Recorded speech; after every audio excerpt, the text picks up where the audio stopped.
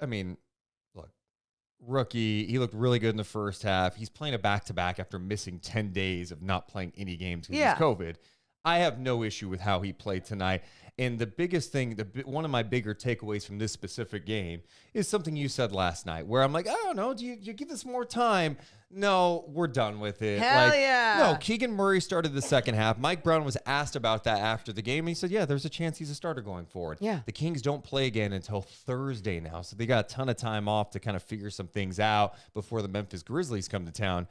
But Keegan's got to be in the starting lineup. It's just, especially, you play KZ 3 minutes and 34 seconds tonight. It clearly wasn't working like you wanted it to work. I think KZ can still help this team. He does a lot defensively. Yes. But this team needs what Keegan Murray can provide. This isn't like, oh, well, he's just a good offensive player. You're going to lose something defensively. That's the thing I look at with Keegan Murray right now is he helps his team defensively. He'll block some shots. He's going to play the passing lanes. He's going to contest shots. He's just a really good all-around player, and you couple that with a guy who could stretch the floor and knock down an open shot. Keegan Murray is going to be a starter for the Kings, and it should happen Thursday against Memphis. A guy you can depend on. A guy you can depend on to start the game and set the tone, and a guy you can depend on to end the game and close things out the right way. And when we say that, we haven't seen enough. It's such a small sample size, but at the same time, trust your eyeballs, trust what you're seeing, and you can see that he's capable of all those things. I think in tonight's game, you look at some of the turnovers or the way that he was playing defense or the way that he wasn't making some of those shots.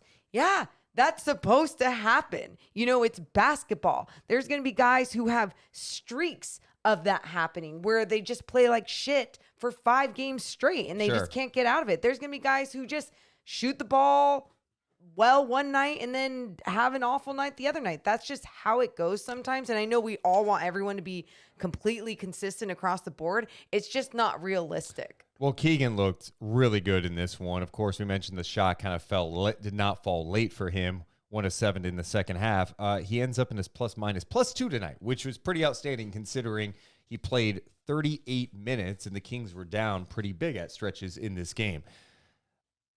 Now you get to the question is who should be coming off the bench? Is it simply, all right, you put Keegan in there and KZ comes off the bench now?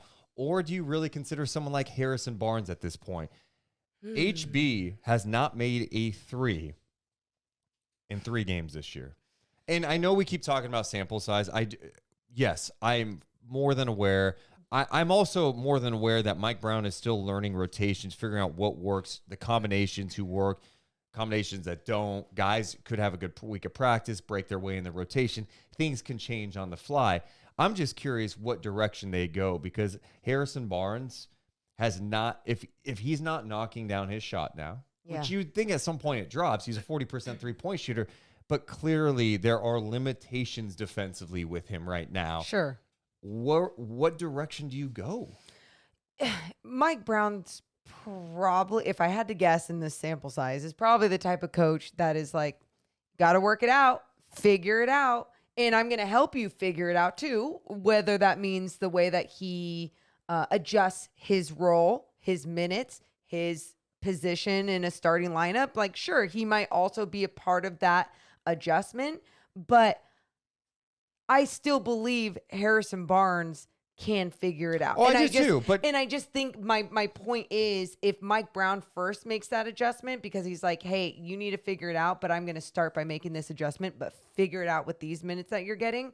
Maybe that's the thing that works. I mean, I think you could make a case if the second unit is losing Keegan Murray, it makes sense to have a guy like Harrison Barnes who has shown in the past that you can throw him the ball in an ISO situation, go get a bucket. He's a smart player. And maybe going up against second units could be beneficial for him. Mike Brown also does a great job of staggering his rotations. So that's why I'm trying not to be too dramatic about this. I think as fans and media, we all enjoy talking about the rotations in the lineup, and sometimes we make it bigger than it needs to be, and it's fun to discuss. But I think at the same time, someone like Mike Brown, no matter what happens with Harrison Barnes, he'll stagger whoever to have Sure. the best lineups, which we are traumatized and triggered by because we haven't seen in the past from so many different coaches in Kings history. But from what we've seen with Mike Brown, I think he'll understand that as he keeps learning what personnel needs to be with who. That guy, he's good. He's a good player. I mean, just the IQ, what he does. That's the most encouraging part about him, is defense. Mike Brown, I love the quote I read today. Brendan Nunez put this out. This was pregame. And Mike Brown was talking about Keegan Murray. He said, when we first drafted him, I thought he was going to be a power forward. By the end of Summer League, I thought he might be a 2, 3, 4. Now I don't know what he is. He's a baller. And then Morgan referenced this earlier, but Keegan Murray was asked last night about his first NBA game and had such an amazing answer. Yeah, I just think the level of competition, the higher you go up, the more simple you have to try and make the game. It's something that when you get on this stage, some people tend to do too much. Some stuff out of their comfort zone. I try and make the game as simple as possible in that aspect. So I'm as confident as a player as you're ever going to meet. So I just think the higher I go up, the more confident I get. I love it. That's I love it. Yeah, the better competition, the more confident I get. Okay.